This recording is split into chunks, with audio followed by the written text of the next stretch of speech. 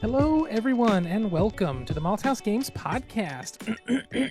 I have been clearing my throat all day. Same here. I think allergens are super high right now in Oklahoma, I can vouch for that. which is a negative thing for us, especially you. Yes. Not as much for me, but welcome. I have this problem where I'm not allergic to anything, but I'm allergic to too much of everything. When I went into the allergist, I had no allergy reactions, and he's like, "Oh yeah, you have the same thing I do, where I'm not allergic to lawn clippings, but there's too many lawn clippings, like in the air, I'll have an allergic reaction." Which is just mind-blowing that that's a thing that exists. It really is crazy. I'm just mind-blowing in general. I don't think that's true. That's very true. Welcome to the Malthouse Games podcast. We are a podcast all about tabletop games, board games, card games, role-playing games, RPGs, things of that sort. This is episode 75. I am your host, Delton, and with me today, as always, is my lovely wife and yellow player, Haley. Howdy, partner. So what have we been up to recently? You have been playing a lot of games and doing a lot of keyboard stuff. I have. I've been playing a lot of Magic the Gathering Arena with Brian, and then really just a lot of Assassin's Creed Odyssey, which is pretty great. I did, however, and I'm going to shout this out because it's Ben. You listeners have heard of Ben Canellis. We talk about Ben, Hi, Ben. I feel like, pretty often. He's our friend. We've had him on the show before. You should look into that episode. On his episode, he talked about a video game that he was helping produce. Well, it is in early access on Steam right now, and you can go pick it up to play. It is called Chaser, and there is a period, so C period H period A period through all of them, Chaser. Basically an and- acronym. Yes. Well, is it an acronym? I guess it would be an acronym, not an initialism. Well, I guess, yeah, it'd be, an acronym. Yeah. Yeah, okay. Anyway. We know English. Add that to your definition book and smoke it. Exactly. Chaser is on Steam currently, and I'm going to read the real quick little 2-sentence thing. You're on the run from an artificially intelligent robot that learns and adapts to every move you make. Keep moving and use your environment creatively to escape your increasingly proficient pursuer. So essentially, you're running from a robot. The game has you running automatically the whole time. You can basically activate something, which means you'll stop and like pick up items or activate the consoles you're supposed to do to finish the game.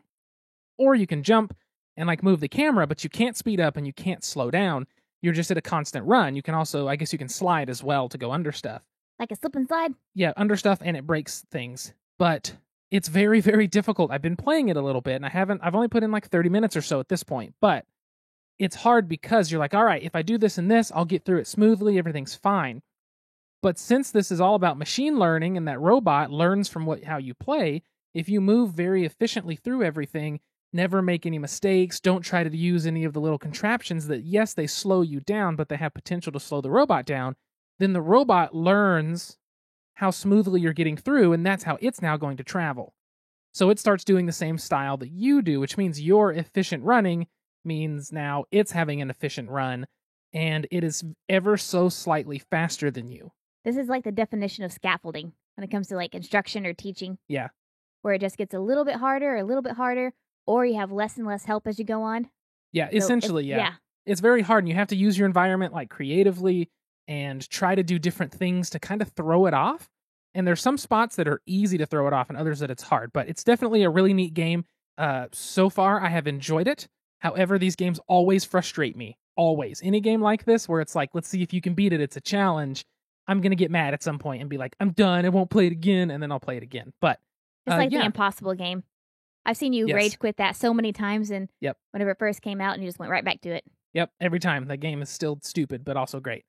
But anyway, yeah, so good job, Ben. It's a really neat game.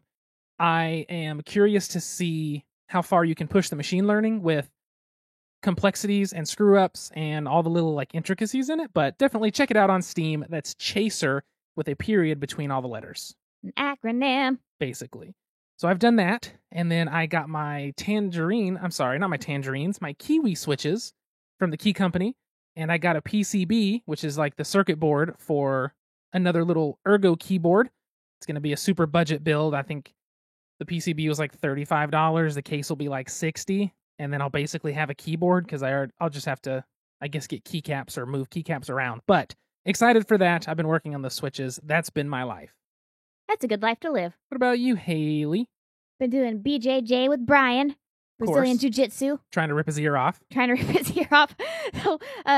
So we're really good at checking in with each other whenever we think the other one's hurt, or whenever we make a noise that maybe makes us sound like we've hurt ourselves or are having trouble. Well, so we're very in tune with each other. And yesterday he had me in a chokehold, and I like to kind of ride out the chokes to see how long I can last, or to see how I can get out of them. Because what Brian has taught me is that just because you're in a chokehold and it feels uncomfortable doesn't necessarily mean that you're in danger. And so he had me in a chokehold yesterday, and I was like, oh, yep, I need the tap. I normally say tap, tap. Well, I go to say tap, tap yesterday, and my voice wouldn't come out. And I was like, oh, shit. So I started flapping my arms. I ended up slapping him in the face 3 times. I felt so bad. I just couldn't speak. That's a way to tap, is to slap your sparring opponent in the face. But he got the picture. He let me out. He knew what was happening. He knew what was happening. Thank goodness. Thank goodness. And so that happened also, like I said last time, I took on the education specialist role, and I made my first training video. And of course, I'm super nervous because my boss is like, make a training video. And, being me, I like to put in goofy, stupid stuff. Well, so in the training video, it's like for a communication app that we use for clients. So basically, all of us clinicians can message from our work number, the Edmond Counseling number. And so in the training video, I used Delton's name. I made him a fake profile called Delta Dawn. So I'm sure you all know the Tanya Tucker song, Delta Dawn. Oh, we have a nickname for Delton because Delton's middle name is Dawn. So we call him, instead of Delton Dawn, Delta Dawn. And so I made this profile, Delta Dawn. I made this entire training video. And so, like, in the training video, which my boss loved, which I'm really happy for, but I'm messaging Delta Dawn, I'm calling Delta Dawn just to show them how the app works. I show it to my boss, he says, I love it. The only thing I need you to do is put in a disclosure that Delta Dawn is not a real client. And I said, Micah, I think everyone's going to know that. And he goes, why? And I said, it's the song. He goes, well, I know you and Mackenzie had this reference. Mackenzie's one of my coworkers. And I was like, yeah, it's Delta Dawn is a song. And I started to sing it for him. He goes, well, I'm not really hip with the new music. I said, Micah, this came out in 1973. He's so behind. The funny part is how behind he is for his age. I know. He only should know it. 51. And I'm like, he should know that song. I'm not into this new music. I'm like, Micah, Tanya Tucker was 13 in 1973 or whatever when she recorded this. And so I sent it to him, and he just sent me a bunch of emojis and the word no. So I don't think he sent it 30 seconds later too. So I don't think he actually got into it like I feel like he should have. You need to embrace the Tanya Tucker. I don't know about that, but... So that was my 2 weeks. Slap Brian in the face and introduce my boss to Tanya Tucker. There you go. It's everything that you need. Yes. Everything that you need. Well-rounded 2 weeks. It was a well-rounded 2 weeks. The good thing about these past 2 weeks is we got some beers in-house. Hell yeah, brother. Which one should we start with? Oklahoma or Arkansas? Let's start with the Arkansas. Ooh, we're going out of state today for the first beer. Need to quarantine for 2 weeks because we're going out of state. Right. This one is a shout out to my coworker Carly and her boyfriend Seth. Woo! They went to Arkansas. And their cat Frankie. They went to Arkansas to visit Seth's family, and she picked up some beers, and we did a beer trade for a beer that we've been enjoying, that we've been drinking, which was that Neon Shades from Tups. And she gave us this one. It is from Lost 40 Brewing out of Little Rock, Arkansas. This is the Look-See Hefeweizen. It is Arkansas-owned beer company, 4.5% alcohol by volume. It is a wheat beer. Here we go. Seasonal wheat beer, Look-See Hefeweizen, with sunny notes of orange, banana, citrus, clove. Brewed to be sipped in the sun during or while planning your next away day. I've never heard the term away day like that. I like that. And then it says recycle. All right. So we got to actually take the tinfoil off your windows so we can sit in the sun. There's a little patch of it off there toward the middle. That way I can open the window and leave some room open down bottom, which means there's no tinfoil for 1/5 of that window. Oh, snap. Let that west sun in. No, because then it's hot. And it's hot enough in here with my gaming computer as a heater. Looked like Delton was about to pour the whole glass into his, and I was like, excuse me. Excuse me. All right, let's give this thing a whiff. See how it smells. It actually does smell like bananas. You do get a lot of banana in this one. Now, wheat beer always kind of has that, not banana, but you can tell it's a wheat beer by smell, but you do get a lot of banana on top of it. It's that complex carb smell. Not like bread smells or like banana smells, but not like gummy worm smell. If that makes sense. That's very true. It's got a deep golden color. You can't really see through it. It's pretty hazy. You kind of get artificial banana up front. It's clean, smooth, not too carbonated, doesn't leave a lot of foamy mouthfeel, and finishes really simple. Yeah, it tastes like like the Runts banana? Mm-hmm. That's what it tastes like. It is weird that it has that much of a kind of banana flavor. And I should say, like an artificial banana flavor. It doesn't taste like a real banana. It tastes like the candy banana. Like Runts. But it's actually really good. It's a super smooth beer, and it's really light. Definitely. Yeah, it's pretty dang good, actually. I like that. Nice and simple. Well, there you go. That is the Look-See Hefeweizen from Lost 40 out of Arkansas from Little Rock. Clink, clink, clink, clink, clink. We had to struggle way too much for that clink. We really did. We sit too far apart. But or we don't stretch well enough. Both. Probably both. Well, the good thing is with this beer, it's a nice, simple beer. It is not very complicated. Simple beer, not too clear. Brings us cheer. I was saying it's not complicated, unlike our game. Ah. Oh, here's the door. It's straight ahead. It's a game. So the game for today, we are getting at what kind of is considered a classic now, or at least a top tier game. It's always in the top 100 on Board Game Geek if that's something that you care about. It's highly rated. It's complicated. It is something a lot of people love. It is Tzolk'in, the Mayan Calendar. Tzolk'in, the Mayan Calendar is put out by Czech Games Edition, otherwise known as CGE. It is designed by Daniel Tessini and Simone Luciani. Illustrations by Milan Vavron. Graphic design by Philip Mermack. Translation by Jason Holt. And the main testers were Peter Mermack and Vit Vodika. So Tzolk'in is a take on worker placement. So as we've described if you listen to our introductory episode about different terms, worker placement is you take a little worker, usually a pawn or what they call a meeple, a little person-shaped pawn, and you place it somewhere. You're placing your worker, and then you get a resource. This game changes that take by actually, I don't want to say it matters more, but when you remove your worker is more important than when you place it, generally. So this is a worker placement game. Now, the big key to this game that just makes it so interesting and different than everything else is it has a system of gears.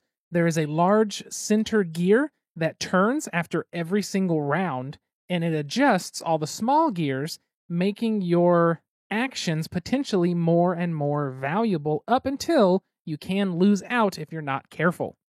So the way the game is going to work is you place a worker on one of the small little gears, and when you place them, you have to pay a certain amount depending on where they go, or if you place more than one in a turn, you have to pay kind of thing.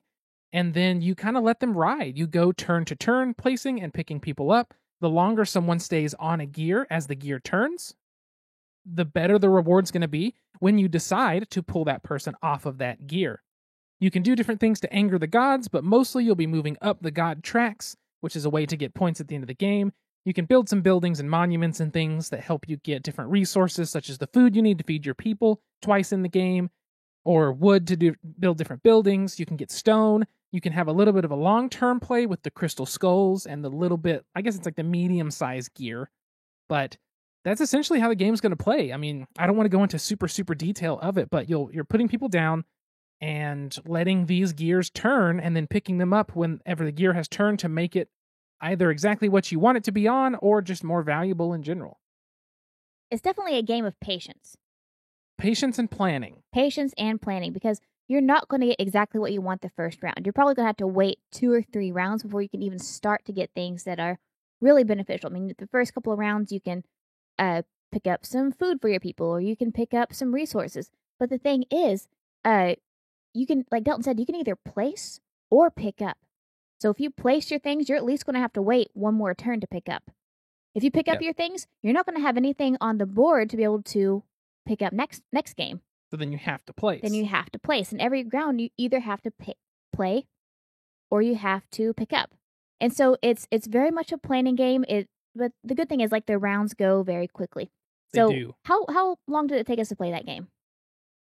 I could look exactly, but I want to say for both of us playing, was it like an hour 15? I think so. And then how many rounds did we go through? So there's 4 different seasons. but then there's 8 rounds? I think there's 7 between each of the 4 big markers on the large gear. So I think that's like 28. Yep, 28 rounds. I think you go through about 28 to 30 rounds. Yep. Because 2 of them are reward rounds, where if you're high up on the like tracks for the gods, you get rewards based on where you're at. And the other 2 are feeding, where you have to have enough food to feed your people. So you think an hour 15 sounds like a long time, but when you're playing 28 rounds in that, they're really quick rounds. But the thing is, you still have to plan for those rounds. So if I'm wanting to buy a crystal skull in order to do make an offering to the gods or use one of the offering tracks, I have to wait to get the crystal skull, but I also have to wait then to be able to get the points on the offering track. Exactly. So there's all kinds of long-term planning. I think that's what makes this game so interesting, is like with the crystal skull strategy, right? I think the one place that you can easily get a crystal skull, it's on one of the dials, looks like the gray one.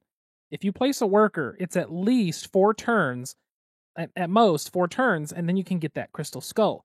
Then if you want to place the crystal skull, you can wait up to, I'm going to do a quick, you can wait up to the 9th turn after that. So that's 13 turns to hit the highest point crystal skull placement if you did not start the game with the crystal skull. That is almost half the game. 13 turns out of 28. And there's ways to fudge that, because the monuments and buildings you can build in this game, they have abilities. Like Haley had one that said it's like a technology upgrade. There's a couple technology tracks that are really simple, but it said that when you're on a track, on the blue one, and you take a reward or you pull a person off, you can act as if you're pulling him off from the next space up, so the higher value space.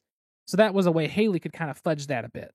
But it's really neat that you have to do that really long-term planning in this and focus a bit, which is difficult. And the main thing is, the game is rated at 90 minutes, and they say it's that for 2 to 4 players. And I kind of see that as being pretty true because of how easy a turn is and how quickly the game moves. Not to mention, if you take the first player token, you have the option at the end of that day, as long as it won't push anybody's pawns, workers off the gear, you have the option to move that center gear 2 times. So basically passing 1 turn for the game, 1 round. And everybody can do that once, and only if they reach the top of one of the god tracks or whatever can they then reset to be able to do it again. So you could turn those 28 turns into only 24 if everybody just decides to do that. And that is a significant increase in speed for this game. It really is. Even though there's all those turns or rounds, skipping 4, it makes things happen so much faster. It's so strange to see, you actually see time go by in this game. Yeah, and though there's 28 rounds or 28 turns, you're probably going to spend half of those trying to acquire food. Oh, definitely. I feel like we were very bad at food. Yes, we were very bad at food. And normally that's my priority. I know we've talked about it in past episodes, feeding your people. That's normally my priority, and I tried to make it so this time. And even so, there was one point where I made the gods mad because I had to beg for food, and so I got -3 points. Yeah, I remember you doing that, because you can beg if you don't have enough food at the beginning of your turn. You have to have so little, then you can beg and do that, and everything's fine after that. So one of the things with placing your workers, I know in the beginning I said, when you place a worker, you can place multiple in the same turn. You must pay for the space they're placed on in corn, which is the same thing you feed your people with, and you must pay depending on how many of those workers you place. Now, what's interesting about this is, whenever you place a worker on a gear, you have to place it in the next available slot. You can't just go and place it at the end in the high value. So there is a 0 cost spot to place a worker. Then there's a 1, a 2, a 3, a 4. So if Haley had placed on the 0 the turn before, the gears turned, and now her person's on the 1. I can pay the extra to play 2 people, place 1 on the 0, and place 1 now on the 2 spot, putting me ahead of Haley, allowing my person to move further faster. Because unless you have a special technology, you have to place it on the lowest ranking spot on the dial. You can't pay up to place it on the last one or on the one that you want. You have to pay on the one that is open soonest. Exactly. And so it is beneficial to kind of tag on to where everybody else is playing, because you can get higher value quicker. However, it's going to cost more doing so. So you really have to balance out, and when this game is worker placement but resource management, you really have to manage your resources, manage your corn that you're going to be spending and feeding your people. And make sure to maintain and keep track of everything. So it's a really, really interesting take on worker placement, and I find myself really wanting to play this one again. The only thing I love that it's, the Mayan calendar, the gears have those little etchings on them. They're not super, I guess they are pretty intricate, but they're just a plastic. I wish I had, I've seen people paint them to make them gorgeous. But I love the idea of the theme, and it's the Mayan calendar, but I do wish that the theme came out in the play more, because that's my only complaint with this one. I was excited. I was like, oh, cool. Turn these gears and you get the crystal skulls and blah, blah, blah. And, it's a very mythologized Mayan civilization kind of feel in the artwork and stuff. But to me, in the game, this is one of those games. I love games that have no theme that are really good games. But this one is one I wish the theme came out more. I wish you could feel it. Right. Like you said, you have like the Mayan calendar part, and that's Mhm. that's integral in the game. Yeah. But getting food, that's in all worker placement games, just Yeah. about resource management, Getting some ore, getting new workers. getting new workers. Like, even if it had like flavor text in it or some sort of history behind it, because that's the thing. I know we've talked about this in the past. Anytime that you always have to need to be sensitive whenever you're using another culture in a board game, always. And so just having some even flavor text to explain the culture, or something more in the rule book to kind of talk about the history of why this is significant, or why this is used, or what does this have to do with the Mayan calendar. I feel like that would be helpful, not only in being culturally sensitive, but also immersing the players in the game. I agree. And it's not that I think this is done poorly or anything, No, not at all. but you can tell that this game was released in 2012, 2013. It looks like 2013, some kind of Spiele, some kind of German award for expert game in 2013. Can't read that far. Mine eyes can't see. Thine eyes can't see. Mine eyes. You can tell it's an older game, because games now are focusing harder on making the theme part of the game. And I normally, it's not that I'm going to play this game again. I really Yes. want to play this game again because I really like this game. I think it's super interesting, but we've only played it the one time. So there is that little caveat in there that I don't have enough experience to truly understand the full game, but I want to, because I really enjoyed it. I really do wish that the theme came forward more. Yes. And that's the only thing that I found so far that I'm just like, well, this is the one thing I want. You're like, oh, cool, Mayan calendar. And then you play it and you're like, oh, well, I didn't even think about that while we were playing at all. You're just like, I turned the giant disc. That's the coolest part, is turning that gear, Yeah. watching everything move. That's just such an interesting take. Yes, and it's unique, and Yeah.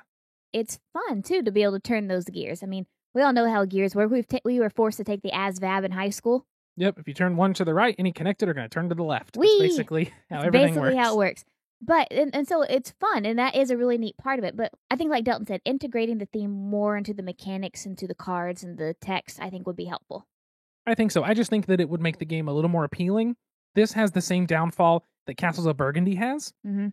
The color scheme doesn't stand out. It's not super bright and colorful. It's kind of all muted. And it needs to have a revamp, a version 2. Let's release a new Tzolk'in where it's just drop dead gorgeous. Throw it on Kickstarter only for the fact that you can get awesome 3D printed gears that are all different colors and something like that. No, it's really drop dead gorgeous. What? You. Hate you so much. Anyway, Tzolk'in's a really cool game. I really enjoy it. It's such an interesting take, and I don't know, it does something just different for me in my brain. And it's not that it's a hard game to play. Everybody makes it sound harder than it is, but I think it's one that's definitely worth checking out. There's just something about it that made it stay on the to be played shelf for so long. Hey, what can I get you? I'd like a topic. Any special way? Make it a top shelf topic. Coming up. Enjoy. So before we dive into this topic, let's crack the next beer. This is from Mountain Fork Brewery in Hochatown, Oklahoma. We had their Sneaky Snake on Sneaky Snake. very recently, maybe last episode actually. This is the Rooster. It is their Mexican-style lager. On the side of the can, it says light, crisp, and refreshing, our getaway beer, as we like to call it. Tastes sweet with a hint of bitter at the end. This beer is great when paired with salt and lime, a perfect choice for people who are new to craft beer. Ooh. That's because the Mexican lager is such a solid style of beer. Yes. It's always good. It's always refreshing for the most part, unless you get, something like a skunky Corona. Like a Corona that's been left in the glass bottles in the sunlight for about 6 weeks. Ooh, look at that head. Oh my gosh. This is the lightest color beer ever. Like, it just looks crisp as you're pouring it. Even the head looks crisp. Beer me. Beer me some beer. That is a beautiful beer. Like, the foam is just magnificent. Like, the head is just super duper, not even, like, creamy. Like a lot of darker beers are creamy. Like, it's very light. It looks like a sponge sitting on top of your beer. It looks like you're taking a bath. It does, like a bubble bath. It is. So it is a super clear, it looks like lemonade with a haze to it. Yes. And a head. That's the color here. It's a pale light yellow. It looks like your country time hasn't been mixed properly yet. That's basically it. If you give it a whiff, it definitely smells like that light crisp. What do you got, Haley? She's got something on her head. She's trying to come up with something clever. Clever? I am clever. It smells like fresh water. Whenever you're at a lake and you're like, or at a stream and it's the fresh water, so not like not like an Oklahoma lake. Yeah, like real water. Like real water. Not mud. Like you're going to like eastern Oklahoma or you're going to Colorado, like a Colorado stream, Yeah. If you just feel the water and you smell it, like it smells like a fresh water. I have that with like this is going to be a really negative thing. I have that with a little bit of cleaner. See, I don't take the cleaner. What kind of cleaner? Maybe it's just your glass is dirty. No, because I used this glass a second ago and didn't have that. It has a little bit of a hint of like whatever that Method daily shower spray that we have is. Whatever fruit or it's whatever. like eucalyptus. It's something like that. I got a hint of that in here. That's better. It's like it's a fresh water and eucalyptus. But in my brain, it smells like cleaner. Because we use that hippie shit to clean our showers. Mm-hmm. It's a super, super foamy in the mouth. Very, very light. Like it's lighter than soda. It is lighter than soda, and it kind of has almost a sour aftertaste. It does have a small bit of tang in the very, very back.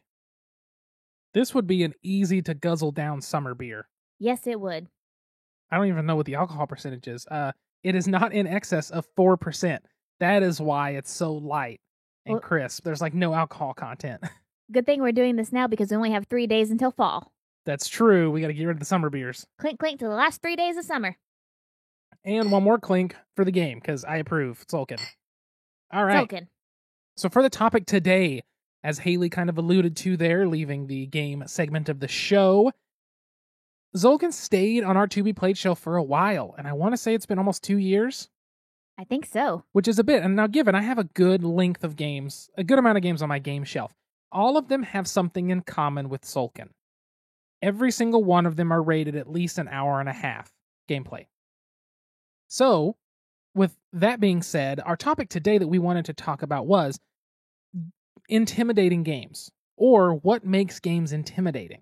Because I feel like this is something that's also, not that it means to be, but it can be a gatekeeping. Like, games can be intimidating when you look at them. When you go into a game, I remember the first time Dalton took me into a Game HQ down in Oklahoma City. I'm like, holy crackers, there are so many games. I felt like I did not belong. And now that I'm in the hobby, like I come to know what kind of games I like. I've played, 400 different games, 500 different games. We've played a lot. A lot of games. But still, like, even though I've been immersed in the hobby for the last 8 years, I still find things intimidating about games, even if I understand them. So Dalton, what's something that makes games intimidating for you? Because you kind of feel the same way sometimes. I really, really do. So I made a little list here, and I figured we could talk about this. It's very short. And if you have any you want to add, feel free. We can do it however you would like. So one of the big things that I have already mentioned about my to-be-played shelf is the length of play can make a game intimidating. And this isn't just to say that, Tzolk'in says 90 minutes on the box. That's not bad. An hour and a half, that's not bad at all. I mean, heck, sometimes we'll sit and play, Patchwork 3 or 4 times, and then by the time we play it, I guess 4 times, and we're probably at an hour, maybe a little under. But we've done that. We've played an hour and a half straight of small games. So that's not really an issue. But when it comes to these bigger games, something like Tzolk'in, it's not just the length of play of the playtime itself. It is, at least coming off the to-be-played shelf, is it also has to take into play setup, especially first time, and learning to play the game. So I think the biggest thing is you're afraid of commitment. I am. You're lucky. You're lucky I married you. I am. It's the fact of, okay, I really want to play this off the to be played shelf. Well, first I need to read the rule book. Well, rule books for games like this, I mean, I can look at this one. It's a booklet. It's not like a Candyland where it's a sheet of paper or two. This is a booklet of rules. This one goes to 14 pages total. Now, obviously, those come with pictures and things, but if you've ever tried to read a rule book by itself with no game in front of you, it's a different experience than reading it with the game in front of you, especially because you can touch things, you can move pieces, you can explain by pointing, you can look at stuff. It makes it easier. But if you consider, okay, I want to play Tzolk'in tonight. We've decided to play it. We're starting.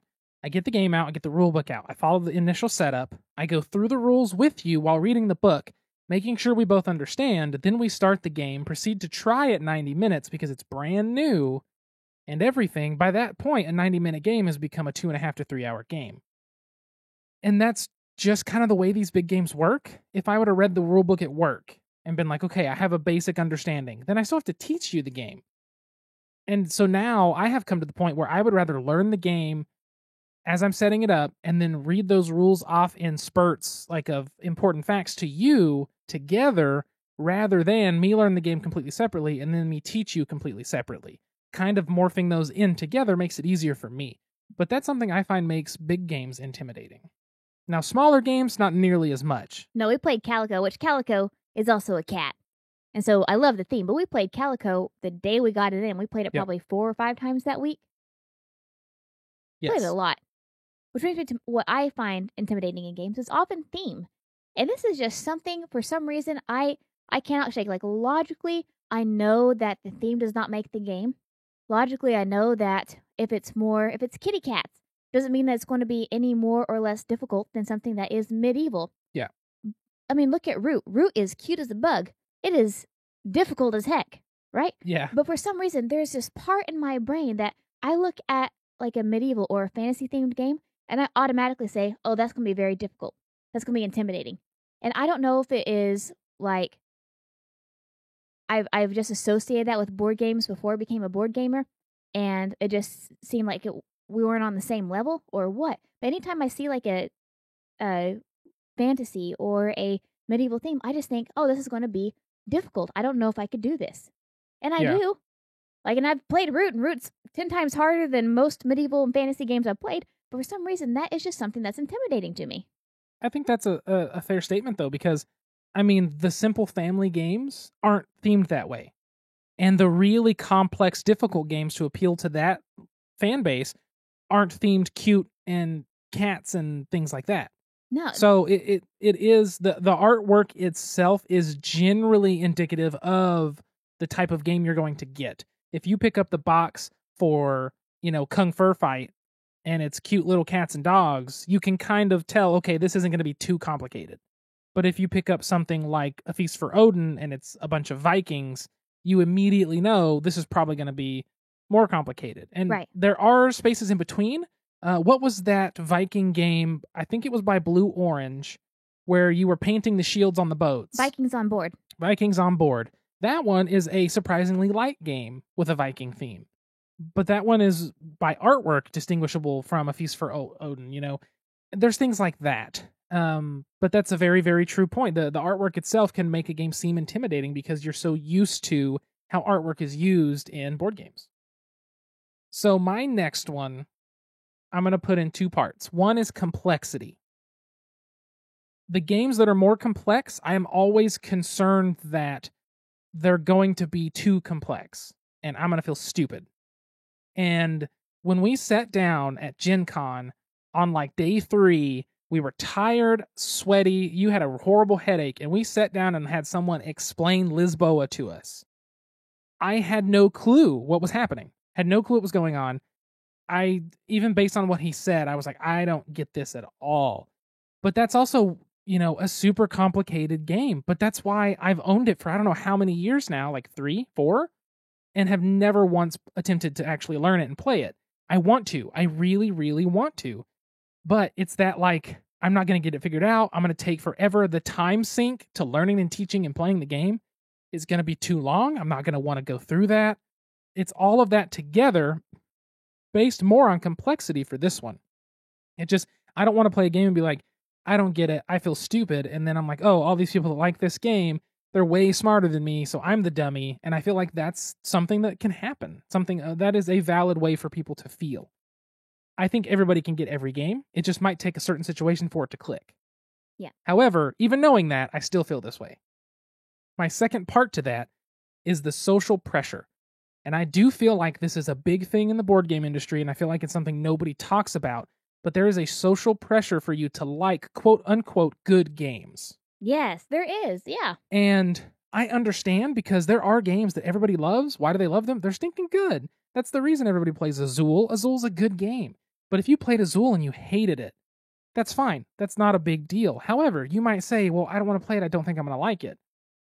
Because now that game is turned into kind of an, maybe not necessarily intimidating is the best word there, but it's kind of an intimidating thing because you don't want to feel like the one person who doesn't enjoy it. Like Gloomhaven. I know it's been on the top of BGG. I have no interest in playing Gloomhaven. And I feel like I have failed the board gaming industry as a son. That's true. I would play it if someone brought it and said, hey, let's play. I'm not going to spend $100 on it because I don't care for that style of game. I would rather just play a role-playing game and be able to, role-play, do all that kind of stuff. But that's exactly it. If you don't like Gloomhaven, well, now it's like, oh, you don't like Gloomhaven? It's the same way I feel with a bunch of anime nerds when I say I don't like Cowboy Bebop. I get railed. Everybody acts like it's the craziest thing for me not to like that anime. And it's one of the reasons, like, I kind of like bringing it up now because I think I'm the one person who thinks that's fine. I don't really care for it. I've never finished it because I couldn't get into it. Leads to a discussion of people going, no. And then, like, we just sit back and watch and they're all talking about Cowboy Bebop and how amazing it is. And we're just like, and I'm just like, okay, there's a corgi. That's the best part of the show. It's a really cute corgi. There's a cute corgi and stuff. But it's the same thing with board games, is that there is a pressure to like what people perceive, what majority of people perceive as good. And I just think that needs to be put to rest a little bit in everything. People need to calm the hell down. But that's one of the reasons I have so much stuff on my shelf. Part of it is I haven't played, Mombasa because I'm afraid that it's complex. It's going to take a while to learn. It's going to be hard to teach. It's a big time sink. I hope I understand because it's a fairly complex game. And I hope I like it because people say it's such a good game. But if I don't, I've also now spent money on it, which is one of those things that can be thrown in. But all of that together, to me, makes these games kind of intimidating to get down. And I just want to clarify, when we say intimidating, we don't mean that we don't like it. We just mean that, like, it keeps us from wanting to try it. Yeah. Like, it's scary. It's the same reason people don't skydive. Yeah, it's intimidating. It's a scary thing. But when you do it, some people say it's exhilarating and the coolest thing they've ever done. But it's horrifying. I mean, given this is an extreme example, but yeah. And so speaking of, you said the social pressure. This is my last one I want to talk about. Co-op games are so intimidating to me. I don't mind coming in last place whenever it's just me playing, but whenever I've let the whole team down, oh my God, I feel terrible. And so like it is usually only the first time I play it. Like the first time I play any kind of co-op game, I am nervous as can be because I'm learning this thing. I'm going to ruin it for my team. The aliens are going to take over and destroy us, and it's going to be my fault because I didn't have the right card or I didn't play them in the right order. And it just scares the hell out of me, especially whenever we play this with like friends or playing at conventions. Like, oh, let's play this co-op game. I'm like, you are going to hate me. Like, that's my own anxiety coming out. And it always turns out fine. Like, even if I do screw it up, like, no one is ever like, oh, you're so dumb, or I'm never going to play with you again. But I just get so, like, when we played Captain Sonar at CabinCon, yep. Like, I was so scared. I didn't know what the hell I was doing, and I made a mistake, and I felt so bad. And, like, I'm sure nobody remembers the mistake I made. But exactly. I don't even remember what it is. But, man, it just intimidates the crap out of me. Captain Sonar is one of those games that was intimidating because they say it's best in lifetime and it's best with a full 8. Our first time playing the full Captain Sonar was in lifetime with a full set of 8. At like midnight. And that is one of the few times I have played a game and immediately been mad because I felt like, having not played it, I was at a severe disadvantage and ruining it for my team. And I also felt felt like I did not care for the game nearly as much as I thought I would. Part of it because I felt so underskilled at it, and people felt so much higher skilled, even only having played it a few times, that I felt like it just wasn't worth playing at the time anymore. Like, it very, very rarely do I get so frustrated with an experience, and that was one. Even though the game is awesome, I just think it was the wrong place, wrong time, wrong. Great friends, It was great people to play it great with. people to play it with. I just think that game is not for me, honestly. I think both of us were also on the same side too. So it's like 4 experienced players versus 2 experienced players and a Haley and a Delton. I don't remember, but yeah, I was so sweaty. right. I was so sweaty. I got so mad. So I feel like that's pretty good for. But I think that kind of wraps up the topic here. Games can be intimidating. Don't be intimidated. There are ways to get around it. As a therapist, I'm gonna say your feelings are validated, Delton. If you feel intimidated, Okay. valid feelings Intimidation is valid. However, is valid. we can move past it. We can. And now, join us for a Malthouse Games podcast special, Pint-Sized Question.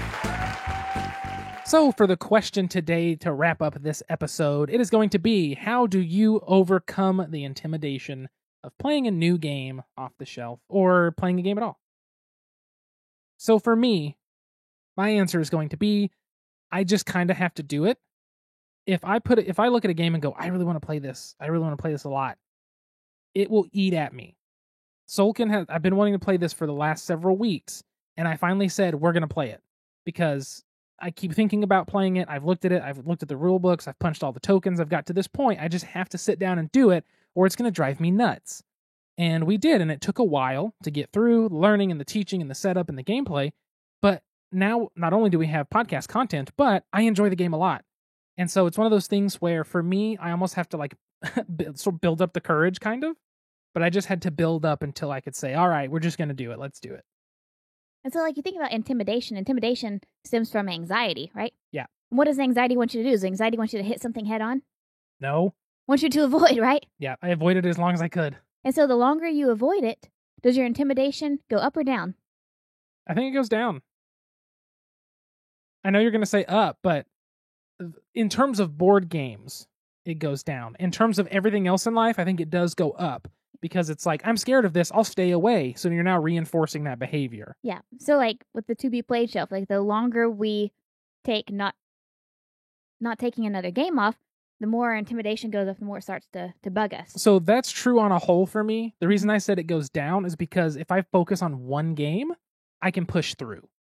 I was going to get to that point. Does that make sense? Yeah, I was going to get there. Oh. I was going to get there. Well, there you go. We're here. We're already here. You're already here. So Delton does, you can overcome things by either psyching yourself up, by talking yourself through it, like Delton says, thinking about the game, psyching yourself up for it, trying to make yourself excited or looking forward to it, or really immersing yourself and thinking about it. Or you can do the behaviors of just doing it. You can't change your feelings. You can only change your feelings through your actions and through your thoughts. So psych yourself up for the game, or just do it.